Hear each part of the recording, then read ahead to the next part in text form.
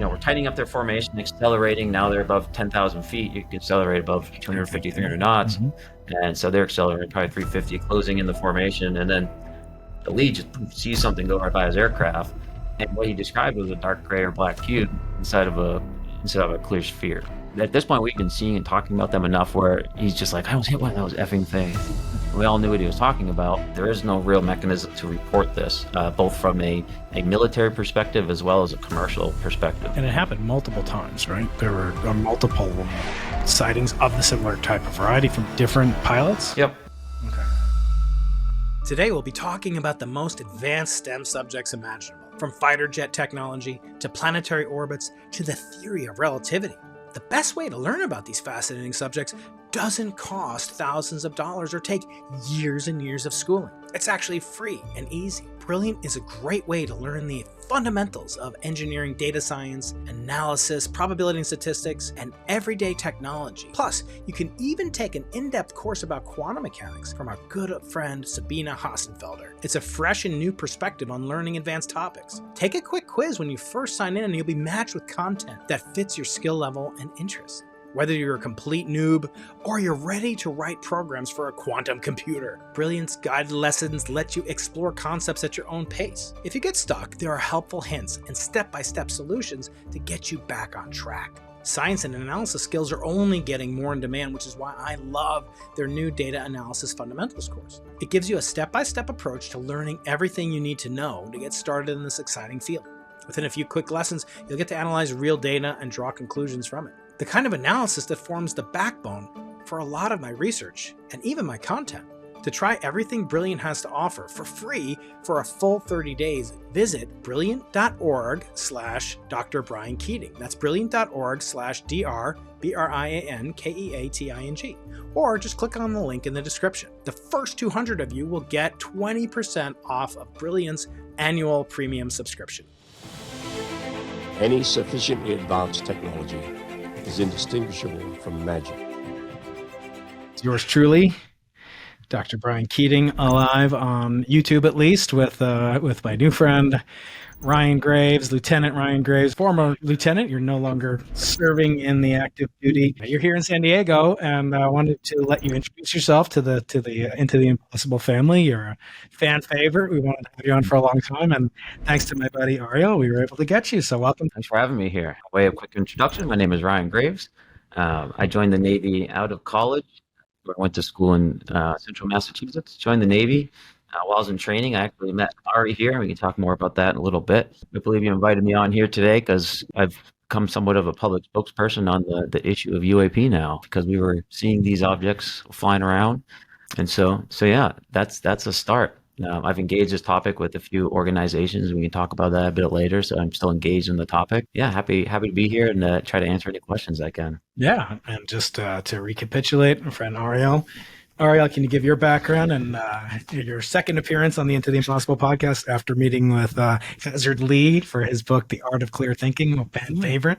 Tell us about yourself. Grew up in New Jersey, joined the Navy shortly after college, and went through flight training with Ryan in Meridian. Then we kind of split paths. I went West Coast. I think you went East, and then I ended up at a squadron on the East Coast, and we were on the same carrier. So we did a lot of our workups and training together, and then deployed.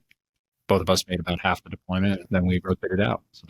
What got you into aviation? Why did you want to do that? You went to Worcester Polytech. You're an engineer, brainiac nerd, probably growing up as a kid. What made you want to fly high-performance fighter jets, except for the fact that it's every little boy's dream? Because it's a high-performance fighter jet. So, it wasn't something I did dream about as a child. It wasn't something I was exposed to. I didn't have any, pilots or crew in my family. I grew up in a very rural, small town, so it wasn't something I was necessarily exposed to on a regular basis externally as well. But, I've always been very interested in technology and all the things that come with it, advancement, new understanding, scientific discovery. And for me, jet aircraft, at least at that age, almost was a personification of that, cutting edge technology. That's where so much effort was put into place. And that was a place where I could go and I could take in all of those experiences, all that technology, all that operational capability, right? And just kind of test myself, not only intellectually, but as a part of a team, as, someone that has to interact with his hands as well as his mind, potentially. So it just seemed like a great challenge. I didn't know where it would end. I had, perhaps some dreams of being able to offshoot to NASA, do the astronaut thing. Didn't have that opportunity, but I just saw that would hopefully give me enough experience to be able to go out and do something fascinating in the world after that. What about you? I don't think I ever really understood how you got tied up and left Princeton and went in to serve your country. But what was it? What was it about the Navy in particular? I mean, David Spergel proved to me I was not going to become an astrophysicist. Great teacher, but no, I realized I wasn't great at the theoretical. I kind of maxed out at quantum physics and decided afterwards to go into the Navy when I had always been fascinated with the Apollo program, and I had dreams of eventually becoming a NASA astronaut. It also didn't kind of pan out that way. To include, the more I thought about space, and not, topic for another day, but it takes a huge toll on the human body, and I like being physical on Earth, and I like eating good food and drinking good wine, and I want to climb tall mountains. We're going to be doing that later, by the way, guys, tonight at my house. Well, it's a great thrill to have you here. So, Ryan, what brings you to San Diego? You're one of the co-founders of a very important organization. So people know I'm a pilot, but not like these American heroes, real life American heroes. I fly little Cessnas around. But I'm very interested in aviation. We're going to geek out. We're going to nerd out on astronomy, physics, and aviation. So fair warning, we're going to throw in some AI and maybe some ALIENS. We'll see about that. What brings you to San Diego, Ryan? It's so great to have you. Yeah. So I came into San Diego this week because the American Institute of Aeronautics and Astronautics, or the AIAA, as I'll refer to it, I chair a committee there called the UAP, or Unidentified Anomalous Phenomenon Integration and Outreach Committee. It's a full committee within the AIAA.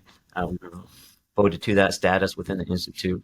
And as an integration committee, essentially our charge is to be able to bring together experts within that committee that have a wide variety of capabilities and be able to interface both in our technical activities there within the subcommittee, but also to reach out across all the what they call technical committees that comprise the majority of the AIAA, and be able to integrate those technical expertise, spin up teams with particular capabilities or expertise as needed.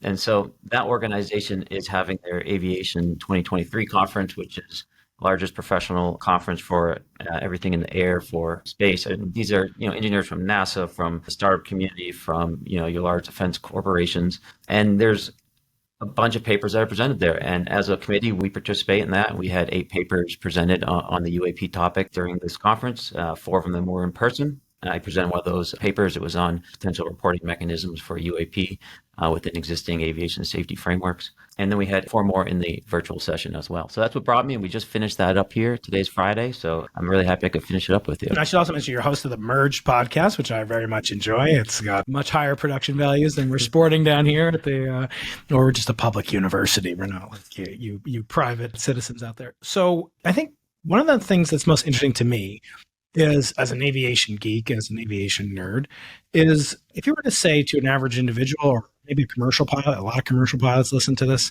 podcast, as I'm sure they listen to yours, and they were to see something, what is your first step? I mean, what do people do? And it could be even on the ground witnessing some sort of phenomenon, but in particular in the air. Just take it from that perspective. I'm flying along the coast of California, not far from warning area off the coast of Catalina. I see something. What do I do? Well, you do what you should always do as a pilot, which is aviate, navigate, and communicate. You shouldn't necessarily let yourself be distracted by what you're seeing. At this point in the game, right, you don't know what this object is. It's probably more likely just a balloon or a UAV or something of that nature. And so the idea here is, if you see something that's unidentified, that you should now, go deviate from your course to go inspect or something like that, right? So that's not what's being communicated here. You should be a professional pilot if you do observe it and you believe it could be a threat to other air traffic. The proper procedure would be to reach out to your air traffic controller and see if that traffic is known. And if not, you'd like to give them a position where it is so they can warn other traffic about it. One thing I've been hearing from talking with commercial pilots is that essentially what's been happening right now is that they'll see something either at their altitude or in the vicinity of their altitude. Other aircraft are seeing it as well, and they're calling up the ATC, and they're all kind of confirming it. that is there and that they don't know what it is and they can visually see it, but there's nothing else really to do at that point. Right. So that's part of the problem I've been trying to resolve, is that there is no real mechanism to report this, both from a military perspective as well as a commercial perspective. On the military perspective, at this point to see, we didn't really have the ability to report unknown objects in any way that would have got resolved. It was simply, we had the Navy aviation safety reporting mechanisms, and those are, not an investigatory type of system. It's ASAP reports. Yeah. So, it's data collection after the fact. So there really was nothing. And if those represented, potentially adversarial platforms, that was ultimately my fear at the time, was that these could have potentially been some type of platform that was spying on us. And that's something I've been communicating a bit on. I'm getting off track here, so I'll jump back. On the commercial side, what should the pilots do? Right now, in the FAR, the Federal Aviation Regulations, I believe it is, it instructs aircrew, if they would like to report one of these, they don't require it in any way. They essentially suggest that the aircrew or the witness could go report that to any number of quote UFO reporting centers that are out in the general public, none of which are well funded or consistent with each other, and so more or less information just gets scattered out.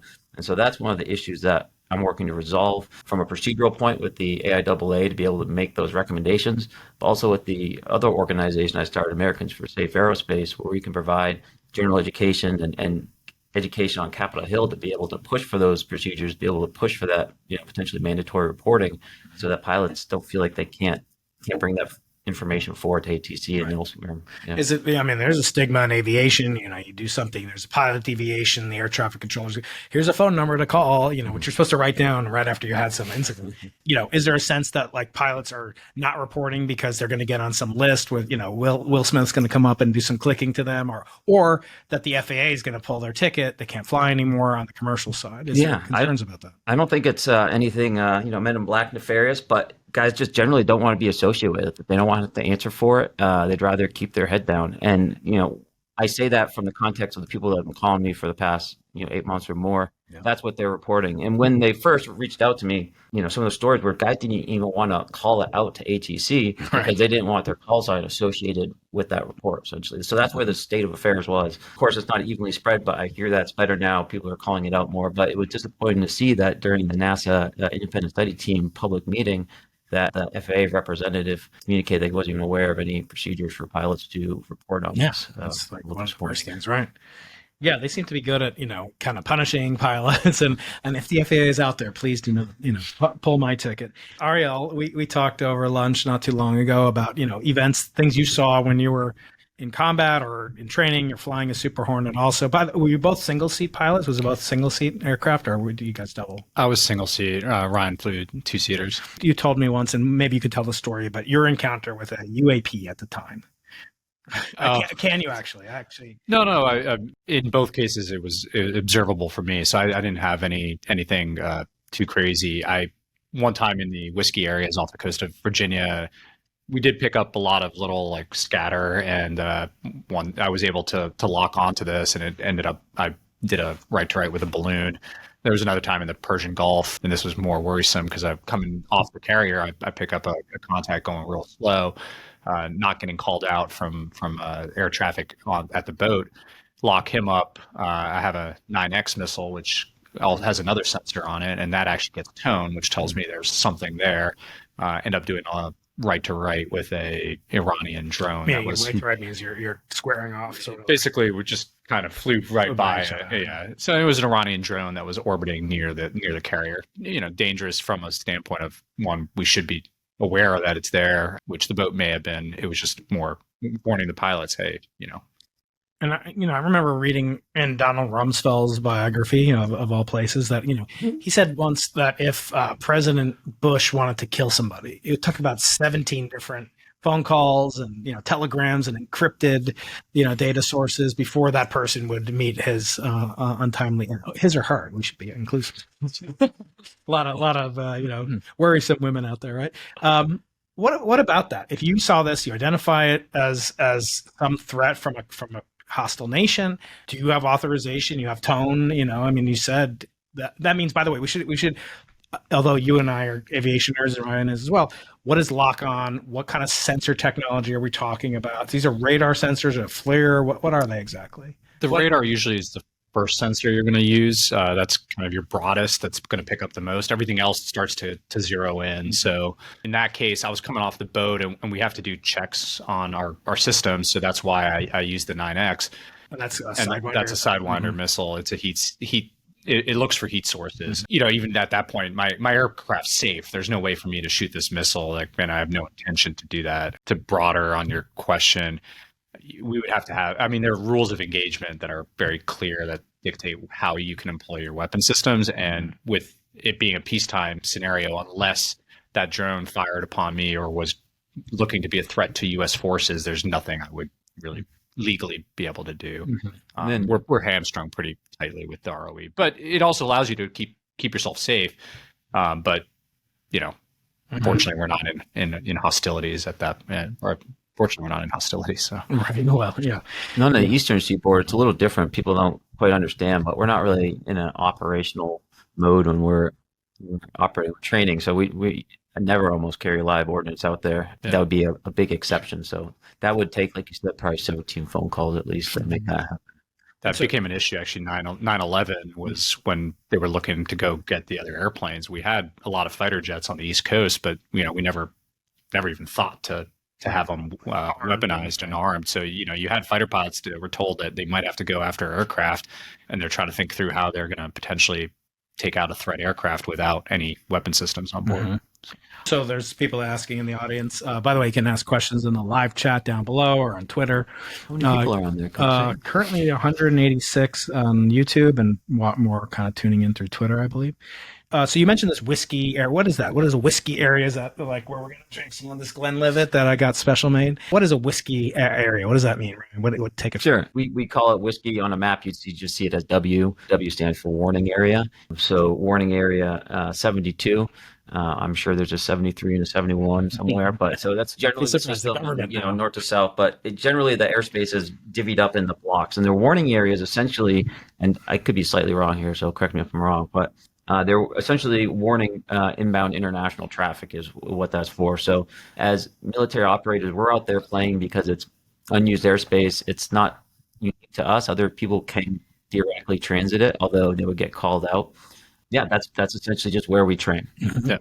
It's a MOA off the water. So military operating area, which same thing. It diverts IFR instrument traffic, which is mostly commercial airliners, diverts you around those areas so that we can play. But legally speaking, a guy in a Cessna flying VFR can go right through the middle of it. And it happens. And, then we get called, hey, there's a, 172 transiting the MOA at 10,000 feet. And we have to stop our stuff, which can be pretty expensive with $30,000 per hour or $20,000 to $30,000 per hour. And sometimes you would use you're not going to shoot on them, but you're going to use them for training, where you're going to might lock in on a Cessna or something like that. I'll just say your radar's almost always out there pinging stuff. Yeah. So like you do lock up commercial air traffic, stuff like that, but there's no effect that's occurring on the aircraft. And even if we didn't specifically lock someone, that energy is getting out there and pinging them anyways.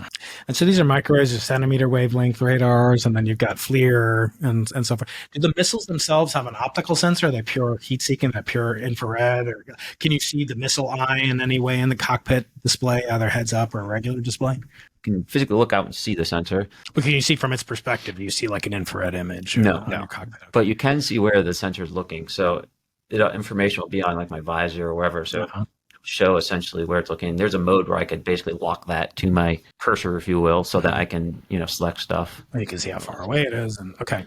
So there's an area out here near Catalina Island called the restricted Romeo 2519.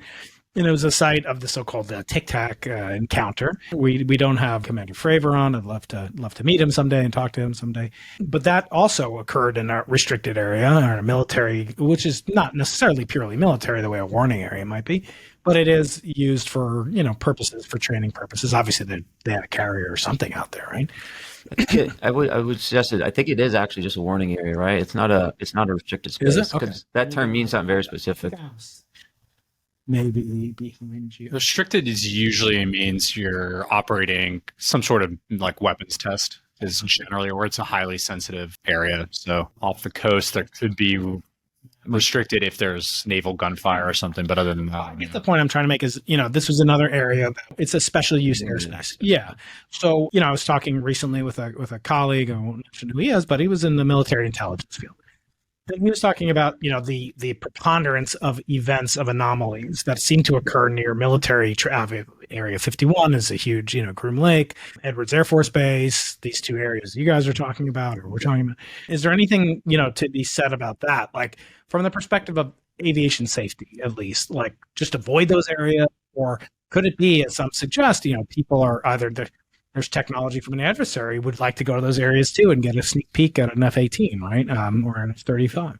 So what do you make of that? Is there anything, to this theory that, of course, things are going to happen in strange ways, call me when it happens over Times Square kind of reaction that I often get? Well, my first go-to here is that there's probably observation bias involved. So we're seeing them there because we have the sensors to actually be able to see. Now, with that, I also don't think this issue is going to be one particular thing. I've been saying for a while, and we're going to find adversarial platforms. We're going to find drones and things of that nature. We're going to find trash.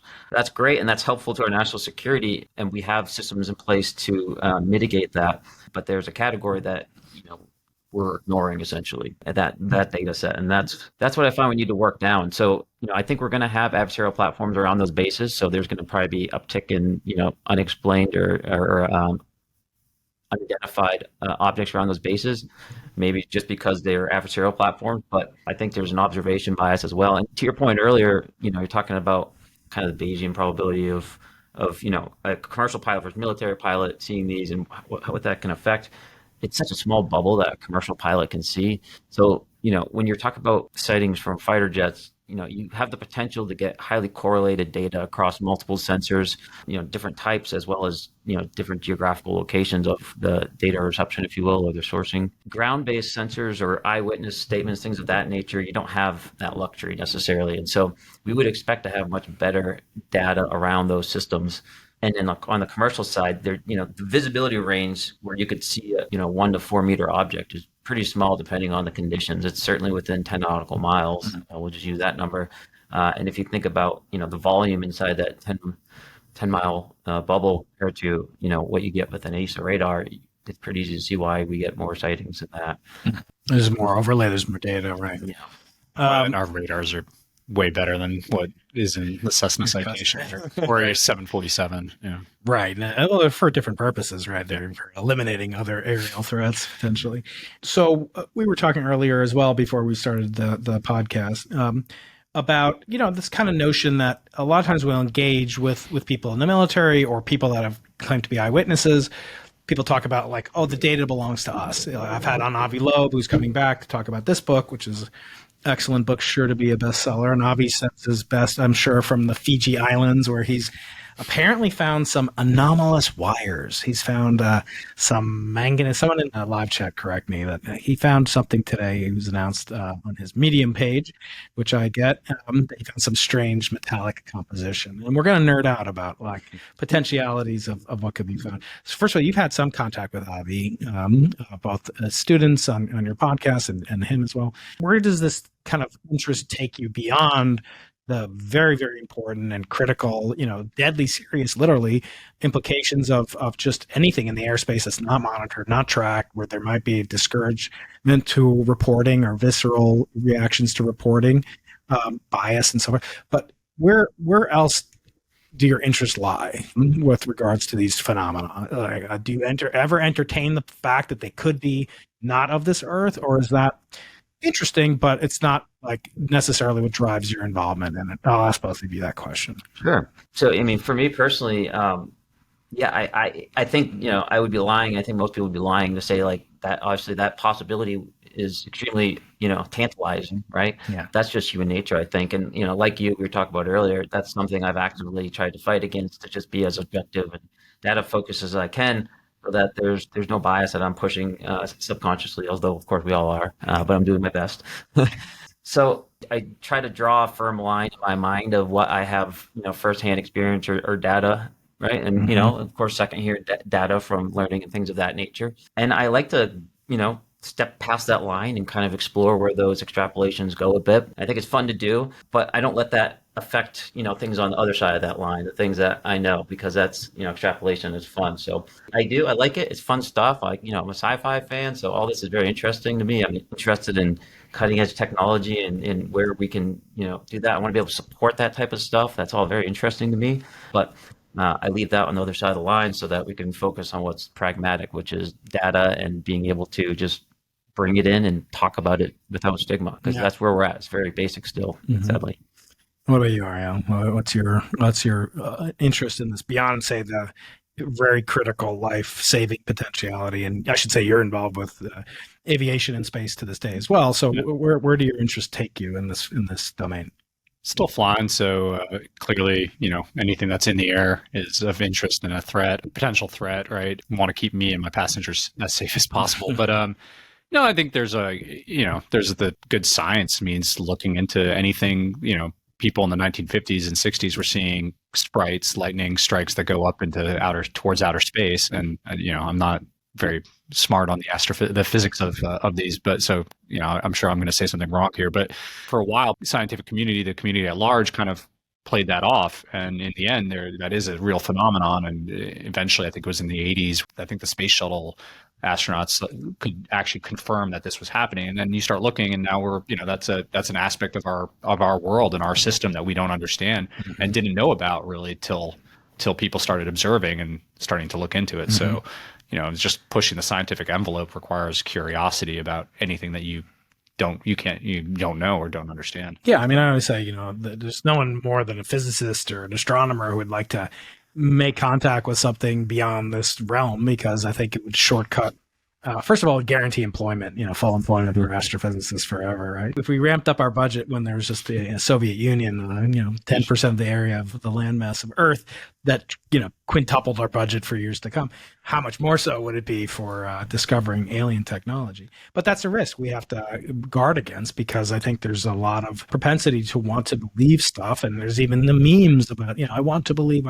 I don't want to believe in gravity. I've got evidence of gravity. We can do experiments. We can replicate stuff.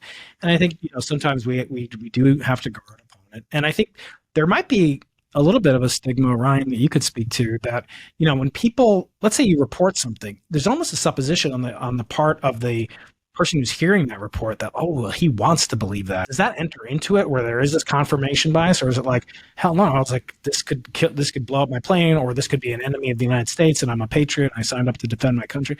At what level do you react negatively when someone says, oh, of course, he just wants to believe in these things in science fiction, like we all do, but he's using, the fact that he's seen things or witnessed things, to bolster that? How do you guard against that? Because that's a common claim that people make, right? No, I mean, no, frankly, I haven't heard people claim that. But if they are, so be it. But for me, I try to keep myself on the line of what I've observed and what I've directly talked to my colleagues and what they've seen. At the end of the day, I'm just doing my best to report on that and to improve the aerospace safety around it, right? And so that's where all my effort is. So if people want to look at my track record to justify my behavior, then they're going to see nothing but me focusing on aviation safety on this topic, because for me, that's the most pragmatic way that I can reach back and, be able to help the people that I used to fly with. That's really where all this started. Do you mind if I ask you a semi-personal question? That would be, you don't have to answer it. We could delete it later. But I mean, it seems like this is very altruistic, right? So how are you going to, you have a family now, right? I mean, how is this going to translate? I mean, everyone needs to provide for the material safety of the family and security. I'm just curious, like, you don't have to answer if you don't want to, but like, is there any way that this can be remunerated, in some fashion or another? It seems very altruistic, in other words. And yeah, I don't think you've already done enough for your country that, one wouldn't say, oh, now it's your time to give back. I mean, it's kind of, you shouldn't be doing it for free. Well, I think that what's most important in this conversation is building up a self-sustaining industry, if you will, around this, right? So I don't like the traditional tack that, quote unquote, the UFO community has on this, where if anyone makes $1, then they're being into that nature. I think we need to bring into this conversation so that we can run experiments, we can build sensors, we can influence on Capitol Hill, we can do all the things that every other industry in this country does. So I don't like that general logic, because it relegates this conversation to the hobby, and there is real work to be done. I hope to generate some income from the podcast, but I'm not, not making any.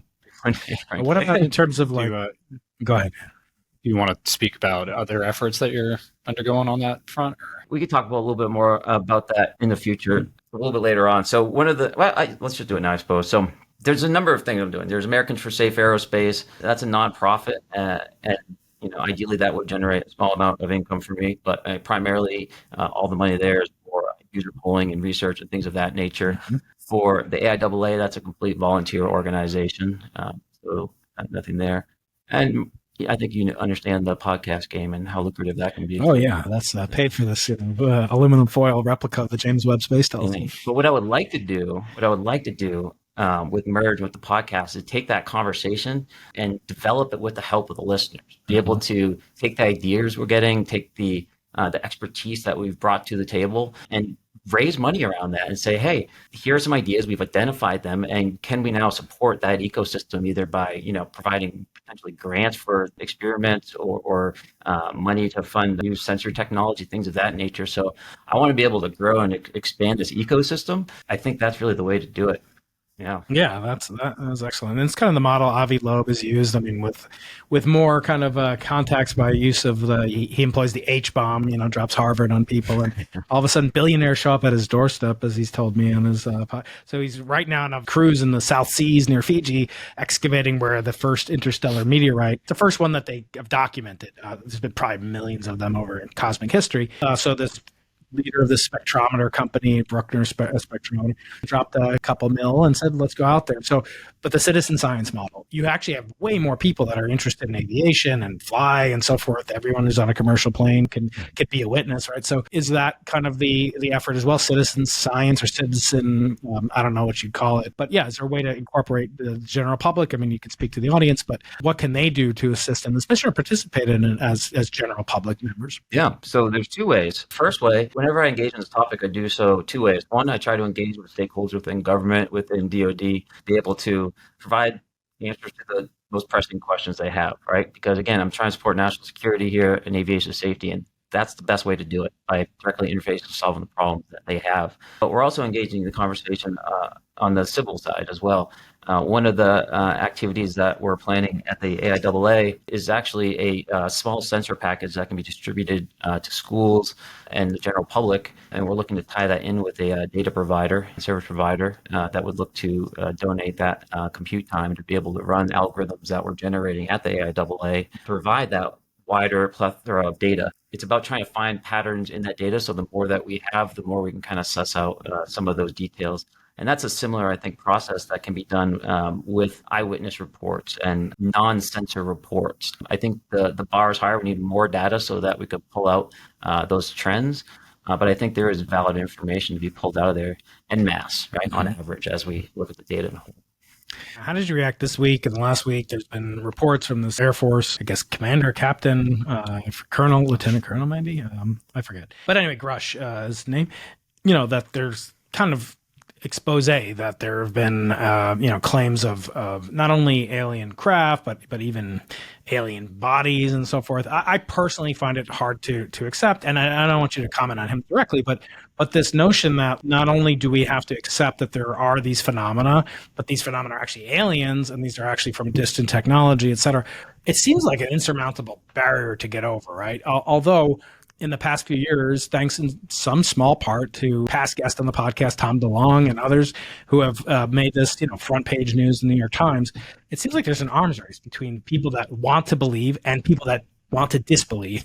I'm just curious, how did you react? I mean, it's in your literal space, no pun intended. How did that affect you just as a citizen and being someone very active in the space? Yeah, great question. It's shocking for me too to hear that information come out. But, I think of it that I have to remind people that this didn't necessarily come out of nowhere. He didn't necessarily utilize the whistleblower protections that were afforded in the 2023 National Defense Authorization Act, but it was in response to that NDAA legislation, which essentially called for whistleblowers and provided protections. And so in that language, it very specifically, called out crash retrieval programs that used a lot of very aggressive language we're not used to seeing in NDAAs. And so, he is someone that has a lot of experience and has had a lot of access, and he's making these claims. But Like everyone else, this information that he's now taken before Congress, big claims require big evidence, and theoretically they have that evidence in their possession, and now it's in Congress's hand to validate that information and then share what can be shared, I think, with the general public. Right, you are. Kind of had a bit of a discussion the other day just on what the difficulty of kind of keeping a conspiracy like that. I'm a bit of a universal skeptic, so I agree big claims would require some pretty big data. Obviously, there's credibility from someone within the intelligence community who had a lot of ties. I reserve judgment till I have a bit Patiently more waiting to see more. Yeah. Yeah. People say there's a trope that, eyewitness evidence isn't worth it. They do this thing with a gorilla bouncing a basketball and there's a bunch of people and, they didn't notice the gorilla came through and they're counting the number of people. So, but it is a form of evidence. But the question, and we briefly touched upon this, but I think it's valuable to talk about what constitutes data. Like when we hear this word, like the data belongs to Americans and this is public information and this should be released, or the evidence. Be remiss, as I said once, I had on David Chalmers, who's a professor of studies cognitive science and philosophy at New York University, and I had him on the podcast, and I said, David, he's from Australia. I said, me not asking you to define the hard problem of consciousness would be like me having AC/DC from your homeland of Australia not play Back in Black. I think, Ryan, you're Back in Black. I would love for you to recount, if you were willing to, what you witnessed, because we can talk about Grush and he can talk about, what he was told by other eyewitnesses, but we have someone who has had, Ariel had an encounter. He talked about what that was. It was said, would you mind detailing these encounters that you have discussed elsewhere, but I think my audience is the best in the known universe. So it would be remiss if I didn't ask you to recount back in 5 to 7 years ago, I guess. Gosh, it's been that long, huh? 8 or 9, actually. Yeah. This time this month, it's now been 8 years since I landed on a boat. Really? Yeah. Wow. Yeah. We're going to have the Into the Possible aircraft carrier take you guys out after this. My experience was we came back from deployment. I got sent to the USS Enterprise, and you finished a little bit after. I think you joined. I joined right after. After we came back. So I joined them on deployment. We came back. And when we came back, typically what happens is you'll start upgrading systems or repairing things, yada, yada.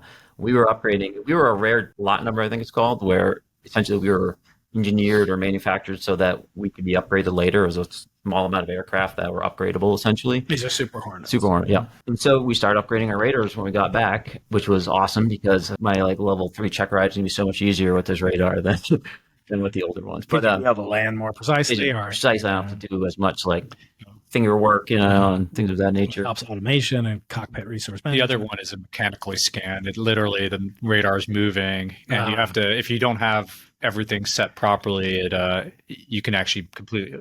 It required a lot more pilot know-how. And that's demanding resource, right? Mm-hmm. So they had upgraded the block that you were assigned to. And it took a while. It took, I don't know, maybe 3 or 4 or 5 months, honestly, because it was one at a time and they take it in and it took a good week to do one aircraft. But anyways, long story short, we were flying with our older radar. We weren't seeing anything really of note. And then we upgraded our radars and then started detecting objects in our areas. There's 2 conversations here.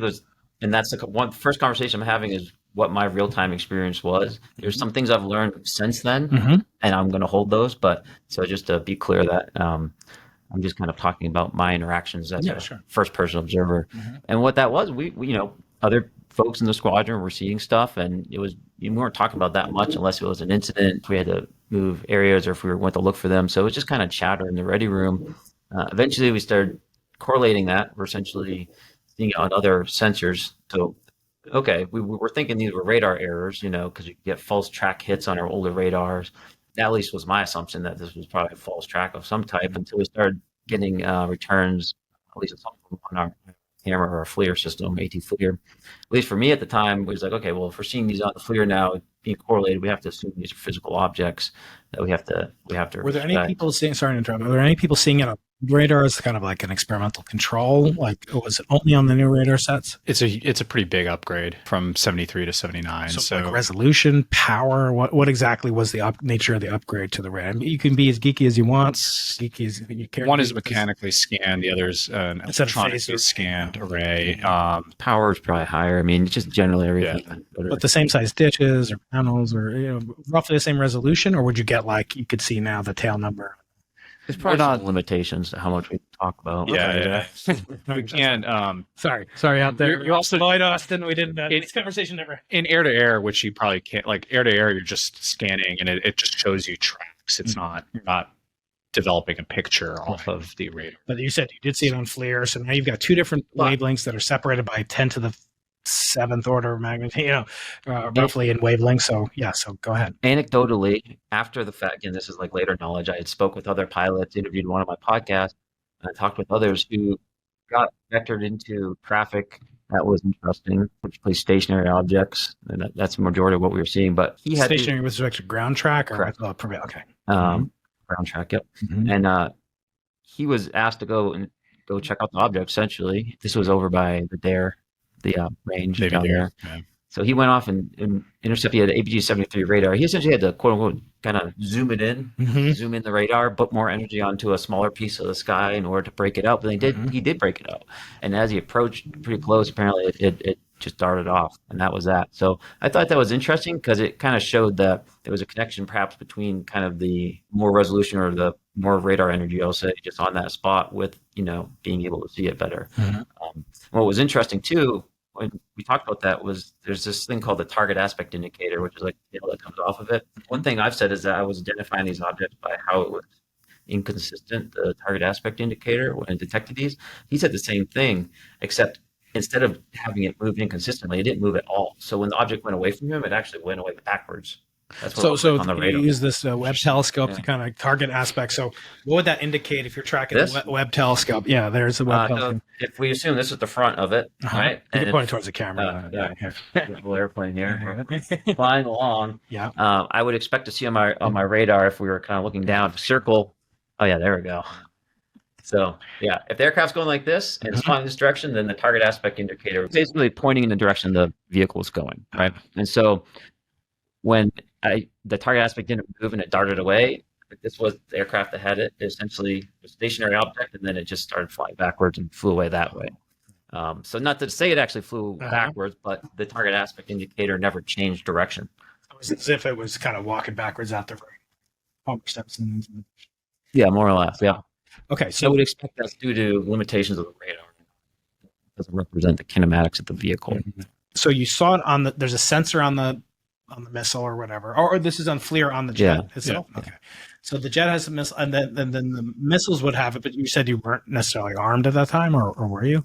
We have our sensors on our training missiles that we fly with, so we can get tone on these objects, as it's called, although we can't actually launch on it. We would get tone on them. They would get picked up by them. Tone would mean that it's a metallic object having some radar return. It's giving you some. There's a heat Heat signature. signature. Enough of a heat signature for the missile to get track. back. Okay. And the 9X, if we were carrying the CATM, which is the fake 9X, those sensors are pretty solid. So that's like our new upgrade, the 9X. Yeah, right. Those are the ones they shot down the Chinese balloon with, right? A couple of weeks ago or months ago, which we maybe will get to if we have time. What are your thoughts about that? Again, so you're flying with these. Yeah, I keep going down that. Yeah. So here we are now. It's on the FLIR, and then naturally people are like, well, let's go see what they are, myself included. And what that looks like is we try to merge with the object. So here it is, and you typically want to come below it, look up on it. You can't see below the aircraft, and ideally we want to go as slow as possible. Like you have no idea. Well, we didn't. First time, no. We didn't. Haven't seen it. Don't know how big it is really, or it's going to move or whatever. If they're doing anything there, but we would come up to it, and our radar would be locked on. I say we and I a little bit interchangeably, but this is my experience. But radar would be locked on. The FLIR would be on it. Have a tone. This is something we train to a lot. Coming into mergers, this is like one of the core things we train to. I would look, and in my helmet, it would show me where to look to see it, and I wouldn't see. I couldn't see anything. So that was kind of the status quo for a while. At least as far as I knew at the time, where people were trying to fly up to it and not seeing it. Now I don't know if that means that they didn't all represent physical objects, or if there was other trickery going on to prevent a visual ID, but that was the status quo for a while until we had a near midair with one of the objects. So how did that come down? Because that seems like they'd have a lot of incentive to want to avoid that. And also, could you get in trouble for just going out there, or could you justify it, rationalize as part of the training? Like you go inspect it? Yeah, we can certainly have the agency to go do that, at least initially. One of our most common missions, like in the Persian Gulf, is just sea search. You go find anything you see out there. It's, you could go and inspect. You can go and inspect type of thing. And does visual constitute like the highest form? Because like a lot of these could occur at night. And by the way, did any of them occur at night? Or Yeah, they were out there at night. We weren't, to my knowledge, and no one was flying by them at night. That'd be that cool. So talk about the near encounter or whatever. Yeah, so it was 2 aircraft with 4 people total. Only the first aircraft, the lead aircraft, saw it. They were flying to go do a mission, I don't know what it was, out in the areas. 2 of them flying side by side. The way it works is there's a single point. That's the entrance to the working areas at a very particular altitude, and everyone leaves 1,000 feet below that, or vice versa, I forget. But either way, they we're tightening up their formation, accelerating. Now they're above 10,000 feet. You can accelerate above 250, 300 knots. And so they're accelerating probably 350, closing in the formation. And then the lead just sees something go right by his aircraft. And what he described was a dark gray or black cube instead of a clear sphere. That was stationary with respect to him, or so you couldn't tell? Now, I'm going to go back a little bit because the way I described it wasn't perfectly accurate. I said it flew past them, but that was just a relative view. So it's our understanding that it was stationary at that location and that they flew through it, but of course it appeared that way to them. What's their separation, wingtip to wingtip? Pretty tight. I've been using about 100 to 150 feet as an average because they were probably tightening it up to get in there and stuff. So you don't know the exact distance, but about there. Okay. So go on. So then they... So the object, it's hard to, really objectively see things if they're going by like that, especially when it's a surprise and all that. So confidence in the data is, somewhat low here, I'll say. But, he described it, he thought it came closer to his aircraft. And so he described it as like 5 to 15 feet in diameter. That was what he could kind of glean from, seeing it zip by his aircraft at such close distance. It's very hard to tell the size of objects unless you know what it is. So that was essentially it. They turned around, they canceled the flight after that. They weren't confident in their, radar essentially to clear their nose. They were in the ready room with all their gear on when they came back. And at this point, we'd been seeing and talking about them enough where he's just like, I almost hit one of those effing things. And we all knew what he was talking about. Then we were kind of obligated because it was so close that we had to file a safety report. And kind of the chit chat in the squadron with the commanding officer and whatnot was that, okay, we weren't UFO, UAP. I didn't even know that term UAP. I didn't think it was. It was a term, but it wasn't something I was aware of. But we thought perhaps these were some type of classified program that maybe had inadvertently operated where they shouldn't have, or whatever. Maybe we could kind of get a message to them that they were now, this was going to lead to a mishap if they didn't take care of it and get their, their stuff in order. And it happened multiple times, right? There were multiple sightings of the similar type of variety from different pilots. Yep. Okay. When we initially filed that safety report, part of the conversation was actually like, well, shit, we've been talking about Steve. I'm sorry, can I swear? You already did. That's right. Sorry, everyone. My flawless rating. No. People have cursed many times. All right. Cursing like a sailor is not a thing. Oh, yeah. I tried. What else? Yeah. So multiple people or multiple encounters, shall we say? Is that? Yeah. So it's like, oh well, crap. We've been seeing these things so much. We can't just have this one safety report, So like we actually filed several of them at that same time to kind of show that this was a problem, which was that's an error, I think. Right? We shouldn't have taken that long to report these. But did they just go into the void? Is this kind of like black? So I was trained by the Navy to be an aviation safety officer, and there are different reporting mechanisms for different urgencies of the hazard that's been identified. Potential mid-airs that are of an unknown cause that are have the potential to reoccur. Eventually, that made their way into the NOTAM, so that every time people were flying, there was a NOTAM. What a NOTAM is today. It's a notice to airmen. It's something that. Don't say it, Ari. You can say all mission. I've seen them change it. Yeah, they did change it recently to be inclusive. People judges on the case. All right. He did change it. Yep. I learned. So there's a NOTAM, right? Notice to air missions. Yeah. Yeah. So for submitting a HAZREP like that, ultimately it's kind of going to get mass blasted out, and like someone's going to read the email and then file it away. But that's basically it. Yeah. I remember what happened to the Ark of the Covenant. So. I mean, but isn't that disappointing? I mean, maybe it's a blessing in disguise because this might have encouraged you to start your new mission on the civilian side, right? I mean, if it was like the government was taking this very serious, it is disappointing. I have to say, as a taxpayer, I don't have the courage that you guys have to, stop me. I would have liked to, but I couldn't fit into the flight suits that you guys are pretty diesel. And I do want to talk. I always like to talk with extreme high performers for my audience. I got a lot of young men out there. They want to be like you guys. So we'll talk about that at the end. I wasn't in the jet. You guys were flying on my behalf and so forth. But like, this is a lot of freaking, money and blood and treasure potentially going down the drain. And I'm kind of pissed off as a citizen. What the hell am I paying for? Taxes for if they're not going to be protected. How much money goes into training a naval aviator in a high performance aircraft? Millions, right? It's got to be millions. Somewhere to 10 to 15 million to get us to level 3, probably. Yeah. So millions and that's trivial compared to the cost of losing a single person, right? It's quite frankly a shame that and this is multiple government, presidential administrations. Can't blame it on the current one, right? I'm disappointed as a taxpayer, right? But I'm disappointed too. I didn't realize it was still a problem until 2017. The New York Times article came out, and I recognized the video or the image that was on that because that was taken by a squadron mate of mine. Right.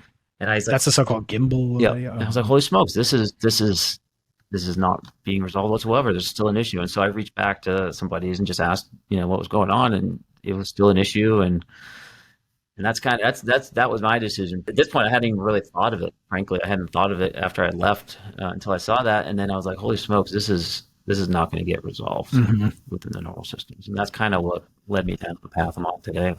I mean, it would be disappointing, and I mean, you can comment on this too, Ari, but that if the only way to get attention to things that could be extremely dangerous but prosaic, in other words, it could be drone or whatever, it could be less prosaic, like alien technology or somewhere in between, like a military adversary. But the only way to get attention is to whistleblow. It seems like a broken system. It's either that or someone crashes into it and then they investigate and then it'll become an issue. But that's why we have the safety data. So we can retroactively look at what the problem was, right? So that's how we do it. We write our procedures in blood.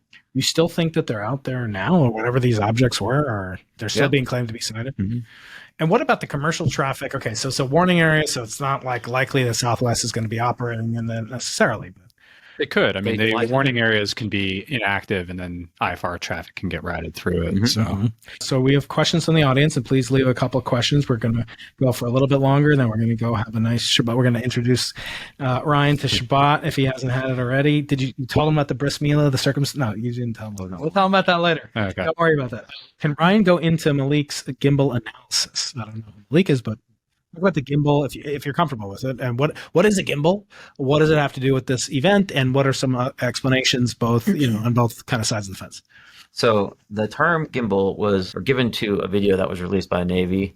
The name of the video has no consequence to anything objective. It's just someone in the Navy apparently gave it that name. I was really actually kind of curious who.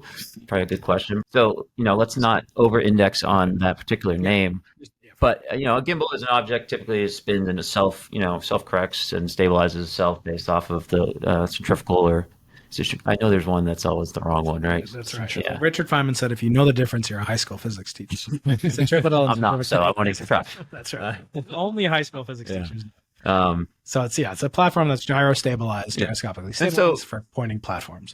They're all over the place in technology, usually hidden. But this object that appeared in the video appeared to almost act like a gimbal because it seemed to be wider in the middle, I guess, and I don't know the justification, frankly, right? So I'm not even going to try to explain it because I didn't name it, but you kind of get the sense this kind of looks like a gimbal because it's moving around in strange ways. And the story behind that is we were out off the coast of Jacksonville, Florida.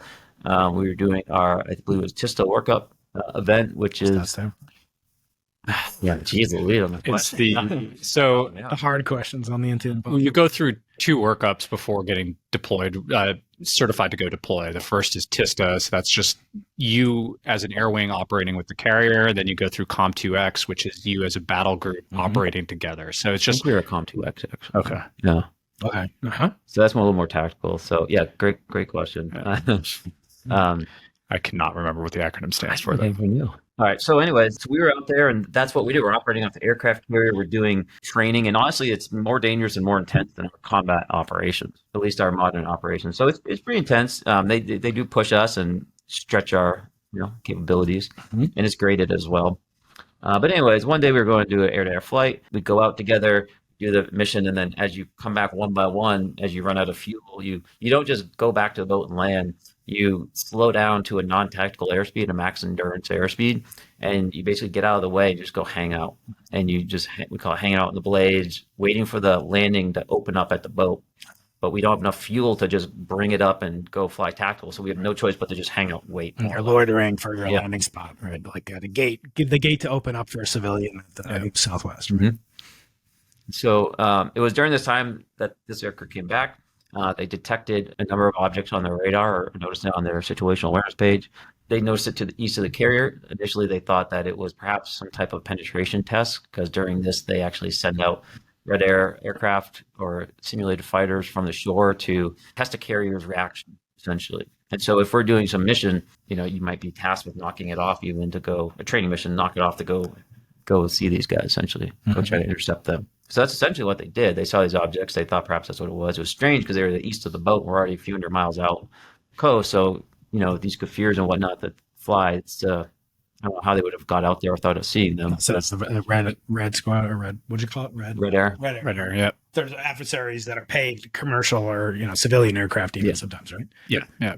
And so they went to essentially inspect these objects. They more or less stern converted it, which essentially they approached it and tried to get behind it and started flying up to it. Initially, my memory served, it was somewhere in the 6 to 8 nautical miles that they had got within this object. I actually later had the pilot came up to my house to hang out. We're still friends, and I asked him, I was like, correct my memory, how close were you guys, and he's like, dude, it was 4 to 6 miles, so even closer than I originally thought. But they got about 4 or 6 miles from it. It was dark, and my understanding is they peeled off at that point and headed back to the boat. And so that was the gimbal object you see there. There were other objects as well. I learned about this when I watched the debrief in the civic space when they played their tapes, and there was 4 to 6 objects. I call them smaller objects. 4 or 6 smaller objects that were kind of past the gimbal object that were flying in a formation, and their target aspect indicator resembled the scattering that the ones on the East Coast were displaying. So for me, that led me to assume that they were perhaps the same objects that we had seen, but they don't necessarily have evidence of that. But the gimbal object, we had never seen anything like that before. That was unique. So a question from the audience here from somebody named Forget It 25, which I was going to name my third child Forget It. What kind of reduction in speed or need for thrust would going against the wind characteristics look like, a la the gimbal video? In other words, what kind of, let's say it was a, just a whatever, drone or what have you, sexicopter, as I like to say. What would it be, what would it require? It's like hurricane force, stability, or, how could you stabilize it? What kind of velocities, relative velocities, and so forth were involved? I'm not 100% sure I understand the question. I think you're saying if we were to assume it was a standard drone. Well, presumably there's some altitude wind and how you're 120 knots, I think, is what they were. So you need substantial thrusting. So they're asking you to stabilize it in the wind, so it's stable with respect to a ground track. It would need to have exactly the negative of that velocity. You'd have to know how big the aircraft is. Like, there are a lot of different factors. It wasn't stationary, though. Yeah. But the ones earlier, so the gimbal was not stationary. Correct. Against the backdrop. Yeah. Okay. So that's why I understand. Yeah. So it actually wasn't stationary. It's turning or moving. It was going against the wind, which was going about 120 knots. And so back to the original question, which is what I think about that thing. Essentially, what was done, I think there was like some open source work that was done by Mick West and others that created a model for the kinematics of the gimbal and the jet that were derived from what can be seen in the FLIR display itself. In that model, the only variable, essentially, that's an unknown, is the distance from the jet to the unknown object. If you use witness data to fix that object at about 4 to 6 miles away from the aircraft, then the kinematics and trajectory of that aircraft essentially look like a J hook, where it goes. So this is vertical right here. So we're coming and is climbing and essentially doing a tight hook. If you take that model and you extend that out to 30 miles or so, it's a straight and level trajectory, flight profile. And so the most logical assumption that people make if they don't include the pilot testimony is that that's really the most logical path for it to be, the straight and level path at a large distance. If you include the pilot testimony, what you arrive at is that J-hook maneuver which is interesting because that is essentially what was seen on the situational awareness page, where the object was proceeding one direction, and this is a God's eye view that we see on this. So the object appeared to just stop and go back in the other direction, but it could have just done a very tight turn that model represents. So the model's interesting because, again, it was kind of an open source effort. It wasn't one particular person's. It's just whether you want to include that testimony. That's my understanding of it. I haven't delved into the model that much. But, getting back to this notion of military organizations, and by the way, it's not just Navy, it's Air Force, all the services, maybe even the Space Force now, dealing with these phenomena in some way or another. NASA is as well. We mentioned David Spergel, a colleague on Simon's Observatory, it's the president of Simon's Foundation. He's leading this NASA panel. My colleague Shelley Wright, Professor Shelley Wright here, is involved in optical SETI, looking for extraterrestrial intelligence, using laser signals, for receiving laser signals from potential extraterrestrial civilization. You guys are both out of the service, but it just seems kind of callous. It seems like they are not taking this seriously. And I guess the question is, would you advise a young, Ryan, go back in time, go back into the military? Ari, let's start with you, Ari. Would you say, an organization that's treating its employees in this sense, just from a business, recruiting perspective, HR perspective on LinkedIn, here's this entity. We routinely have events that could cause your untimely demise, and we invite you to submit an email on this form on SurveyMonkey, and that's about it. Would you advise a younger Ari to go into the Navy or any military service? Let's say the Air Force. Those guys, they're not. Would you advise them? I have a lot of gripes with certain things within the military. That being said, though, I got one of the most unique experiences. I think it developed me I was a nerdy kid growing up in Princeton from academic family, ivory tower. I traveled a lot, but it gave me a very different worldview and perspective and confidence. And the military paid me to fly $80 million jets. So, you have to taper, military lifestyle is tough. A lot of time away, deployments. I do think they frequently, I think we are burning our force, and that's something that that's a larger question. But I think we're burning our people, and there are a lot of people are leaving the military. Lifestyle is extremely hard. We're operating at wartime conditions for 20 plus years, and it doesn't seem to let off. And that is taxing our force, and I feel for especially the maintainers and the sailors, it's an extremely hard. We're requiring a lot of people.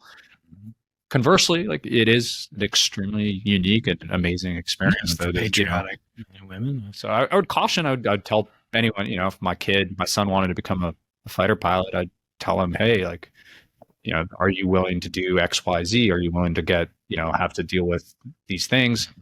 I wouldn't tell them not to do it, but I just thought I'd give them the pros and cons, and I think they're both. So, you're right. I think when you do that job, you accept a lot of risk. I'm not going to give you the whole blank check statement, but what we do as aviators is we mitigate risk, and and therefore we accept it, and that's fine. And that's what we sign up to do. And occasionally, however, you run into scenarios, and they can be rare, where you are introduced to risk that has no mitigation.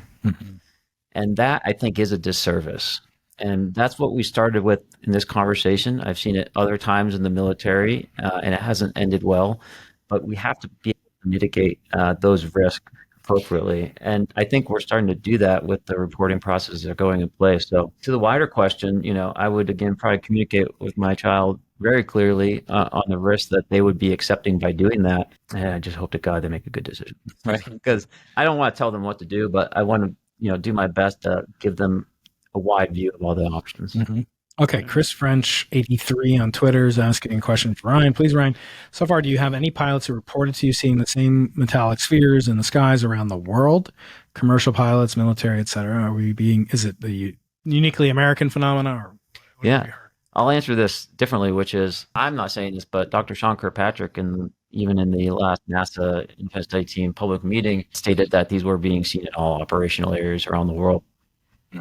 Okay, Pete Venkman asking, the sphere and cube matches the description of radar reflectors. What makes these objects spotted by Graves and company anomalous and not simply a radar reflection or a similar object? Yeah, so I've had this conversation many times, but here's the problem. I describe various situations of these objects, and they're stationary, or they're doing X, or they're doing Y. Where things get more anomalous is when you kind of zoom out. You zoom out and you look at the object temporally over time, and you say, okay, it was staying stationary, and then it was proceeding at very high speeds in a holding pattern for a very long period of time, and that becomes hard to explain. And it's the accumulation of all those data points over time that kind of leads us into well, we don't actually know what it is bucket. It doesn't lead us into a conclusion, but it's crossing certain things out and just leaving us with that question mark over our head still. Scottish debunk one. That's funny. Sorry to bother. Can you ask Uncertain Vector? By the way, follow Ryan on Twitter, Uncertain Vector, and follow the Merge podcast as well, as we'll get into that in just a bit. What is the relationship, other than being 10 minutes apart, between the Go Fast and gimbal video? Talked about gimbal, talk about Go Fast. Yeah. What is the relationship? Well, I'd like to I'll once again suggest that we're not responsible for the naming of that video. But this is one I actually don't have a lot of data on. When I went into the room to watch those tapes after they landed, that's not a video that I watched or saw. Okay. I've spoken with the pilots since then, and they have some questions about that video as well. So. Right. Brodog, which is not my brother-in-law, Brewdog, out there in my Marine Corps recon, hoorah. Jim, if you're listening out there, I love you, brother. Has Ryan contacted the Senate Subcommittee for Aviation Safety, Operations, and Innovation to raise awareness of the UAP issue from an aviator's perspective? If not, I kindly suggest for him and Safe Airspace to engage with the Senate Subcommittee chaired by Senator Duckworth. Sounds like a great idea. We're engaged through Americans for Safe Aerospace, the Congressional Oversight Committee, as well as the National Security Subcommittee, but the one that was just mentioned is not one we're engaged in. Okay. We're also looking at this FAA reauthorization that's occurring this year. Is there room in there for any type of UAP budget at the FAA, considering how they were just stating how they're having such a hard problem? They didn't have the resources or the tools to actually be able to track or potentially investigate these occurrences. Question from Gaston Peer. Speaking out must have drastically influenced his daily life, his worldview, his friendships, and I'm assuming they're talking about you, not me, my favorite subject, his worldview, his family life, relationships with his military brothers. Can you tell a bit about the time frame in which the most intense changes took place for you? I don't know if you're comfortable asking it, but answering it. That's a big one. I think it's a good one. It's kind of meta Lex Friedman style, meaning of life and love, etc. You feel comfortable with that? How did it affect you as a human, as a man, as a father, as a husband, if at all? Yeah, it's one of those things where it's a conversation that was a slow boil for me, at least personally. I can't speak for everyone. Mm-hmm. And so I feel like I'm very much inside of the conversation still, in a way. Like there's no conclusion here that I've reached. We have a lot of work to do, and so in a way, I'm not even in a position to kind of retroactively look back and assess that, because I still feel like I'm in that slow boil. But there has been a lot of changes. I mean, I wasn't expecting to engage in this subject. Of course, I wasn't expecting to speak on news that was all stuff that was outside the scope of my experience. I don't know if I'm doing a good job with this question, but I don't know. I think they want you to go a little personal. I mean, you are the steely-eyed kind of guy, and you've got this, whatever. You guys, both you guys have this persona, and I respect you tremendously, and I have great fondness for you. And if my sons or daughters wanted to do what you guys do, I'd point them to you for sage advice. But I know I've seen things or whatever, and had experiences, none of which are potentially at the level of this. But I mean, if you're religious, it could be a miracle. I mean, when you encounter something like that, it has to affect you as a man. And I guess that's the nature of the question. I'm curious too. I'm glad Gaston asked it, so I can phrase my comment in the form of his question. But to what extent the implications of what you're involved with are both from saving lives, protecting individuals, and securing our country, but even beyond that, you have to realize that these are huge implications. How can that not change a human being on a personal level? I think that's what I've tried not to let it change me to the point. We talked about this a little bit earlier, right? Where we have a line of objective data, mm-hmm. and conclusions and extrapolation are on the other side of it. I've tried to not let things to this point affect me, because I truly, at my core, I need more data to be able to make a conclusion about this. I'm not driven with a conclusion in mind.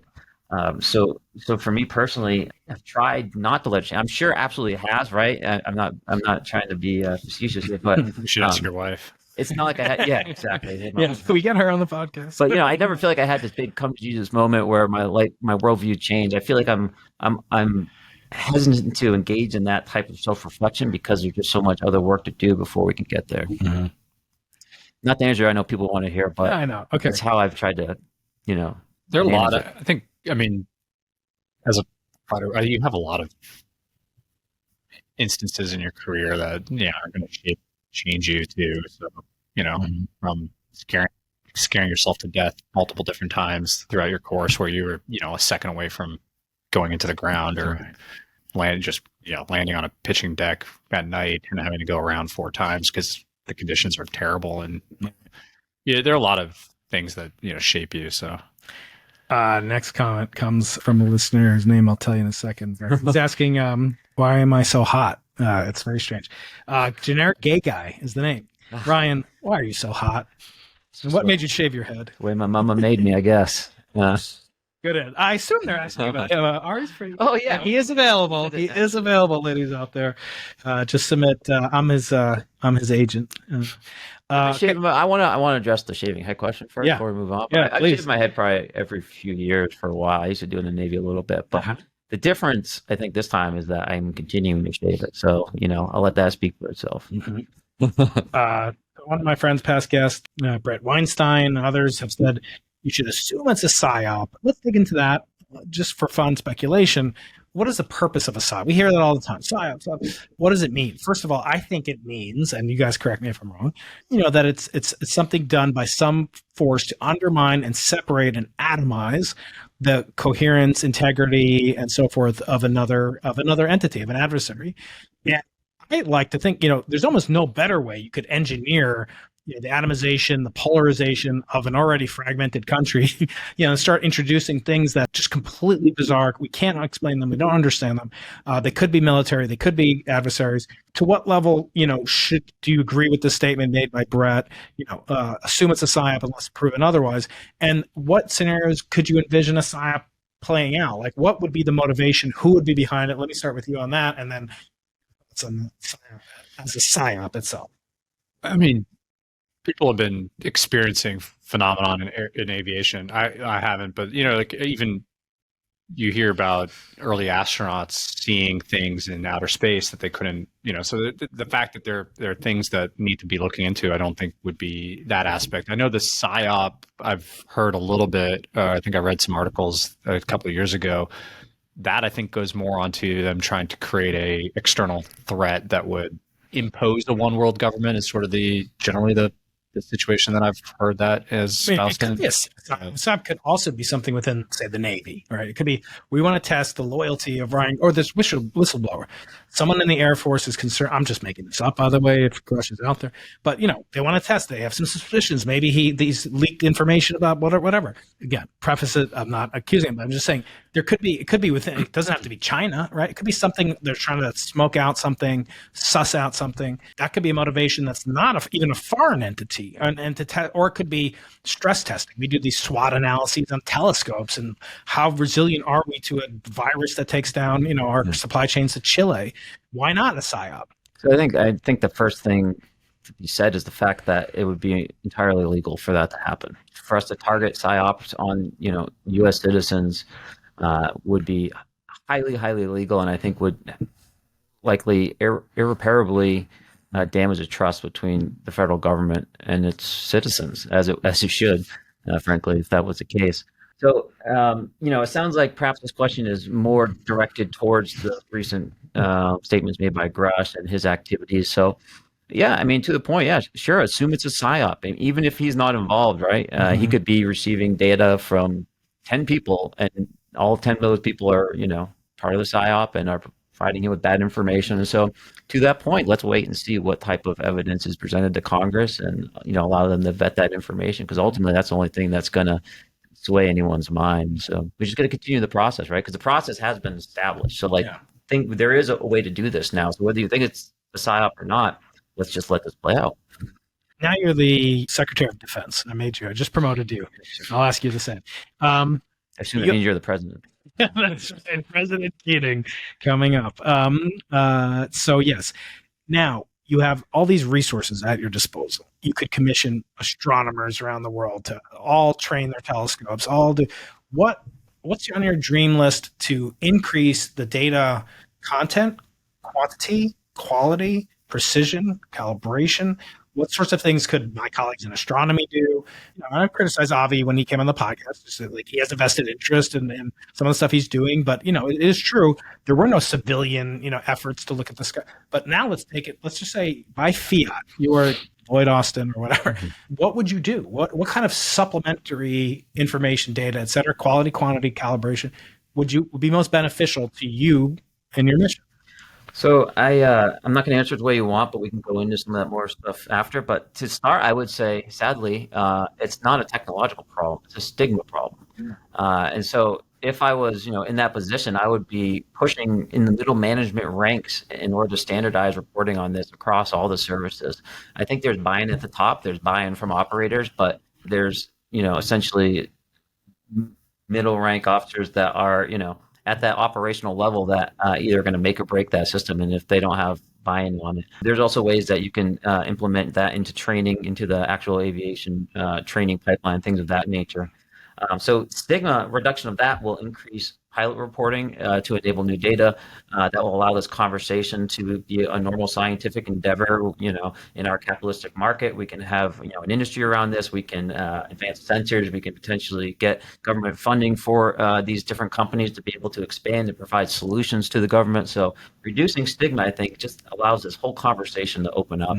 But then when you start looking, now to more directly answer your question, I think there are there's some signatures that have been spoken about by Dr. Sean Kirkpatrick that are potential targets of opportunity in the 1 to 3 gigahertz range, and I forget the higher range. But there's some other things that we're looking at, such as what are some perhaps passive detection capabilities that we could utilize. And so I think there's some very interesting ways we can leverage existing transmit technologies, I'll say very loosely, to be able to passively identify disturbances in electromagnetic radiation, things of that nature. And so being able to look at passive systems, I think, are huge. And there's a number of options all the way. I don't want to get into the details, but there's a number of passive systems that could be used. And then, of course, on the active side, I think anywhere from wideband hyperspectral based sensors from space are an ideal, kind of low-hanging fruit that could be attacked.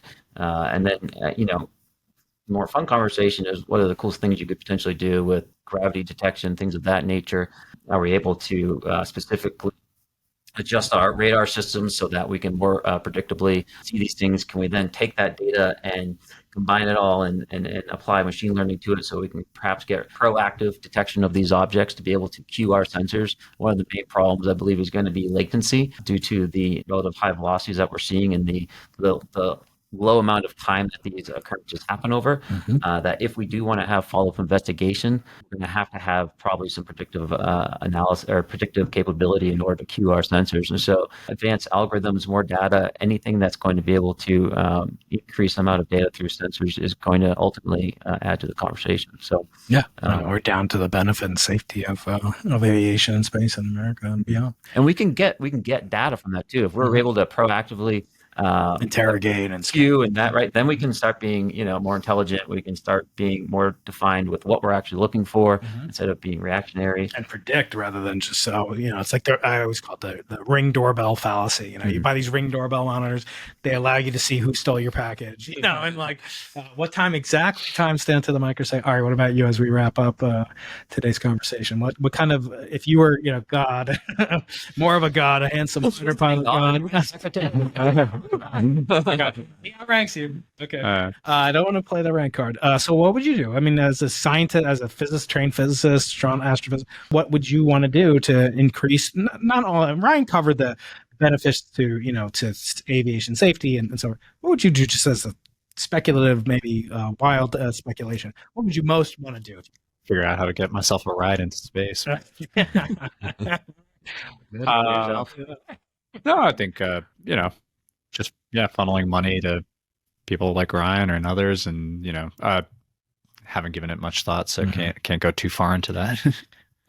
Gentlemen, as we finish up, well, first of all, I want to ask you to talk a little bit about the Merge podcast. How has it affected you? You know, in the bright lights and big microphones of being a podcaster. What are you getting out of it? What does it do for you? What do you like about it? I am learning how much I say filler words. I'm realizing how Popgun didn't tell you that? loud my breathing is. Even more so. And how much I don't like listening to my own voice. Very but common, but what I am experiencing that's positive is that we're able to widen this conversation in a way that is bringing more people into it in a way that it couldn't be done any other way, frankly. Mm-hmm. Who's your dream guest besides the two of us? Who's your dream guest on the podcast? He's active duty right now, so I can't say his name. Okay. If you could talk to President Biden, what would you, or Vice President Harris, because she seems to be in charge of like artificial intelligence, which we didn't get into. Hopefully, when you come back or I come out to New Hampshire, maybe we'll do a part two. That'd be great. If you could talk to the highest levels of world government, what would you tell them? I would just make it clear how pragmatic this issue is and how commonplace it is, that this isn't necessarily a historical conversation that happened a long time ago and we're looking to add to that context now. It's something that is pragmatic and has potentially real consequences from not only national security, but aviation safety. If we look to Eastern Europe, we need to know who's who in the zoo there, and we don't want to have unknown third-party objects that are potentially causing misfires or things of that nature. So just let them know there's very serious national security issues and it is a pertinent and urgent problem. Okay. So Ariel knows this because he was on last time with Major. He was a Major at Hazard Lee. You can find that episode up here, down there, wherever you want. I always like to ask one or two existential questions. I saw how deep you like to go, on the interpersonal things. That's fine. But I do want to ask you, the name of this podcast is called Into the Impossible, and it comes from Sir Arthur C. Clarke's, one of his many dictums. He has many of these aphorisms. One is, any sufficiently advanced technology is indistinguishable from magic. But another one is, the only way of determining the limits of the possible is to go beyond them and venture into the impossible. So I want to ask you, in the form of advice to your former self, 20-year-old Ryan, not necessarily anything to do with what you're doing now, what advice would you give him to do as you've done, to give him the courage to go into the impossible? Yeah, I just tell them to be bold and fearless. Ultimately, what held me back, I think, and held a lot of people back is just fear of acceptance. And if you're always driving yourself towards the mean, that's where you're going to end up. Fantastic. Ari, any questions for you, buddy? Thank you for coming back on the show. Hope to have you on many times. You're a fan favorite. People follow Ryan on Twitter, Uncertain Vector. We love vector calculus around here, don't we? And his Merge podcast, you find that on YouTube and on all audio channels. Got some great interviews and some ones coming up you told me about in the can. You'll have to subscribe to find out about that.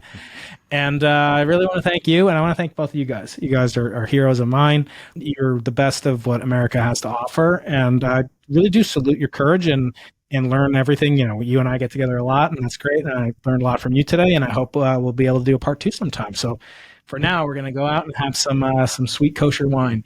Everybody out there, Shabbat Shalom if you celebrate. If not, happy 4th of July. We'll see you guys for a little while. Thank you for your service as well. And it's been a blast. Thanks, guys. Yeah, let's go have some challah.